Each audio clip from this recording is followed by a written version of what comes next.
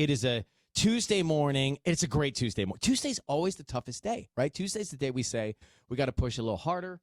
We know all hands need to be on deck, but not today because Dua Lipa's come in to put her hands on the deck with us. Yes, so welcome. Dua Lipa, I noticed something very different about you. It's your hair, yeah? It might be my hair. Yeah, it might be my hair. I think last time I was in the studio here, I had blonde hair. Yeah, okay, so it's definitely your hair. It's definitely the hair. I'm proud of myself for recognizing that. Good job. Is there symbolism in, and it looks great. It looks great. Is there symbolism in that red?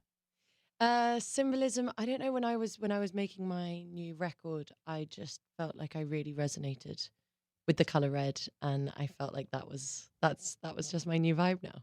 But when you walked in, there was like falsetto screams from Tanya and Sissany. I know. We've been excited. We've been waiting for your arrival. I've been listening to this new song on repeat since it came out. Oh, like on thank repeat. you. Yeah, I can't handle it. I'm so happy you like it. We're gonna play it, and we're gonna get into the psyche of it in a second. But first, congratulations on the Grammys. Thank you. Thank you great so thing. much. 2 Grammy nominations. That's Unbelievable. a big deal. Yeah, massive deal. Deal. I'm super happy. What was the coolest or most interesting congratulations text you got once people found out that you were 2-time Grammy nominee? What was the most interesting one? I don't know. I mean, just the excitement that I think me and Mark Ronson and Andrew Wyatt and Caroline felt together. We have this group chat. And so it was just like, oh my God, guys, like, this is so exciting. Can't believe we got two Grammy noms. And Mark and Andrew got one for the score as well. And I mean, they did really well this Grammy season. So it's going to be exciting. I'm super proud of everyone involved. Some people say that they don't, fine, they don't really care if they get nominated. I don't know. I would care. Like, I'd be excited to be nominated for a Grammy. Definitely. Like you. I mean, it's like, I think, some people maybe say like, oh, it's not how you measure success, which I definitely don't think it's how you measure success, but it's so amazing to be recognized by your peers, by, to have this, like, I don't know, I guess nomination or accolade aside you that you go, oh, like, I did something that's really special and lots of people liked it and it feels good. Of course, like, you have that feeling. I mean, I feel very, very proud. And to be involved in the movie of the year. Yes, Yeah. absolutely. Was Barbie your acting debut, like official, like a movie acting debut? It's the first thing that was like, I mean, acting debut. I did a little cameo. You said hi, Barbie. This is a feature film debut. Dua, you I'm not own sure, it, but okay? I will take it. The fact that I got to be in a mermaid fishtail, I'm gonna lap it up for as long as possible. I loved it. Did you get to choose which Barbie you were? Well, I got asked to be Mermaid Barbie by Greta, but I got asked to be the Mermaid Barbies, plural. So I got to wear like 4 different fishtails. It was like the purple one, the orange one, the pink one, the blue one. I was having a moment. And I was getting carried around everywhere because I couldn't move in a fishtail. I was completely so I quite enjoyed just being carried around, really. I was having a real diva moment.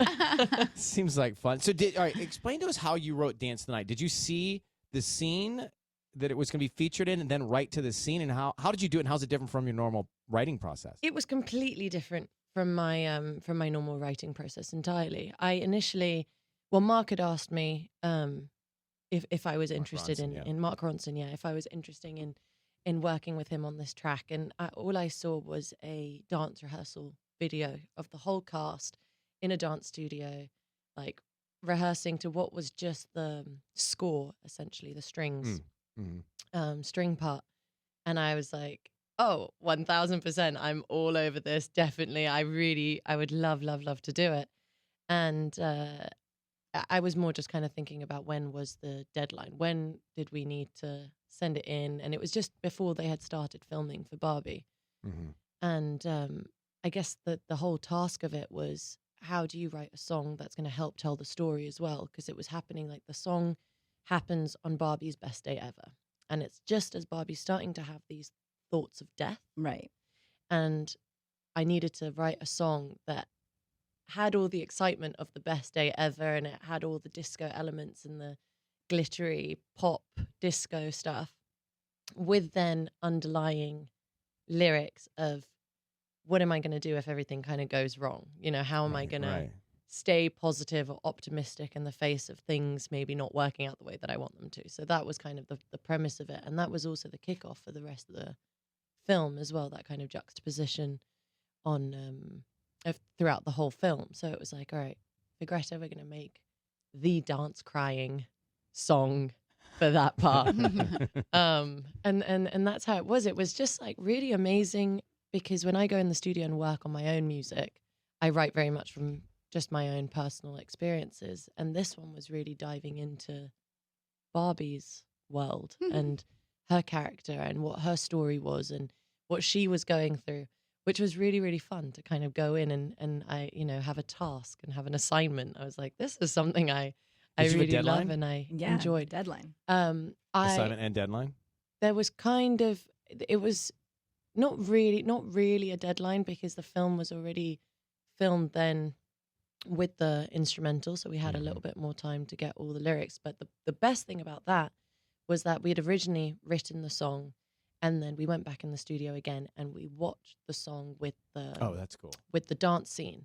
Yeah. And then I was like, oh, wait a second, like I think we need to just go back in and like do some rewriting. And there's like little moments where Barbie or Margot goes like, she does a dance move like this, right?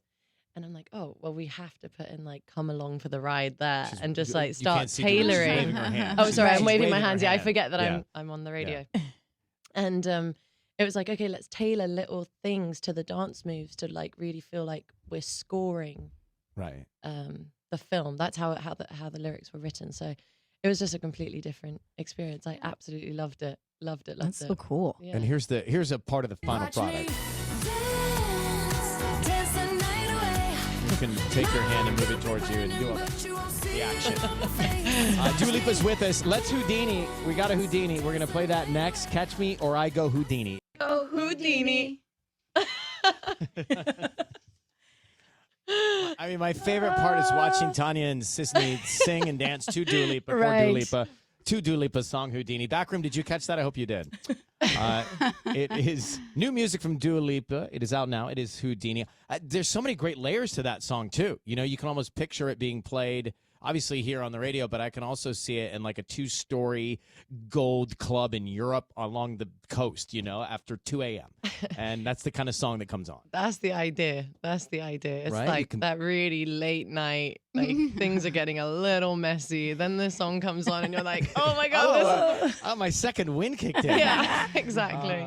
So you were saying that chronologically speaking, this is sort of the first in a series of different stories, but it represents, this is what I want to hone in on for a second, but it represents sort of the best phases or stages of singledom, Yeah. Well, right? I think it's just more like the different feelings and emotions that you have throughout the period of like singledom, you know? Right. It's, I think also understanding, you kind of get to a point where you're like understanding what you want and what you need and what you deserve. And then it's kind of just a play on words, obviously, like using Houdini like a verb I'm of out. like, this I'll is great, disappear. or I'm going to Yeah. Houdini out of here, you know? Yeah, yeah. And we all use it. It's one of those terms that we have for sure. By the way, they said I Houdini. Remember what was the Christmas party You we threw? always Houdini. That is your move. Yeah. Was But like, did Ryan leaving leave? the party at the No, right time. he's gonna go. I'm gonna go request the song. We all want to hear the song. I'm gonna go request it. So he'll go like request it, and then he'll Houdini. Then I leave. Classic. I let them have some fun. But it's true. But singledom, you know, the good stages, then that has an expiration date or it has a change into a next chapter or story. Is that sort of when you speak chronologically, what should we be thinking about? Well, I guess just like it kind of goes into the phases of from figuring out singledom into potentially a new Yeah. relationship. And That's when you what I get in, mean. when you think about it, so then, all right, so it's singledom, new relationship, and then is there another Well, it's chapter? singledom, then it's kind of like, you know, just kind of seeing if somebody can kind of Keep up? keep up in a way, I guess. Early days. Early days. And then it starts getting a little bit more, you know, you're kind of starting to see through the, oh my God, this is like way hard. I should But plan this is great. better. This is Like, good. just No, okay. I'm like, what am this I? is a good What challenge. am I talking about here? And then you're kind of like seeing the truth behind someone, whether they're real Who or they not, or represent who they they are. are, what they represent, kind of thing. And then you go into the phases of, Well, the good oh my news God, this is amazing and this is everything that I wanted, kind of thing. And then that's when I get worried. That's Is when that when you Houdini? No, that's when I get scared. Is If that- it's going so great. That's when I worry the most. When it's going so well, you're like, all right, when's it going to go wrong? When's it going to go wrong? It's all going so well. What's going to go wrong? Oh. But that's, my own issue. So listen. Wait, can I Do you ask you have a question? Yeah, of course. When you purged your entire What if she said no? No. No. when you before this song came out and you purged your entire Instagram, did it feel liberating? Oh, it was the best feeling ever. Oh, see, we can't do it. It was the best feeling What did you do? ever. Did you archive or did you just delete? I archive. Okay, so they're still So we there. could do it. Yeah, but they're not We coming should back. do it. They're not coming back. They're more just for me if I want to take a trip down memory lane or something. Okay. But really, I don't know. It just feels so nice to just have a fresh start and start something, new and It's motivating. and it's also nice to take a little break from social media because I think Amen. when I'm not posting, then I'm not really looking. Also, it's kind of interesting because then I just stay on. I don't know, but yeah, it was nice to be off for a little bit. Well, let's purge. Tubbs, do you know how to purge my It would thing? take me like Do you know a how to year purge my just to Instagram? purge all the pictures Let's on my purge. Instagram. Sounds Well, now so on good. Instagram they've got this setting where you can do there's a mass? multiple stuff. Oh. Everyone in the background, like You must teach me your everybody's ways. ready to Alright. purge. We're going to do a tech class after this. Dua Lipa, thank you so much for coming in. It's always great to Thank see you. you, We'd thank love you your for success. having me. Yes.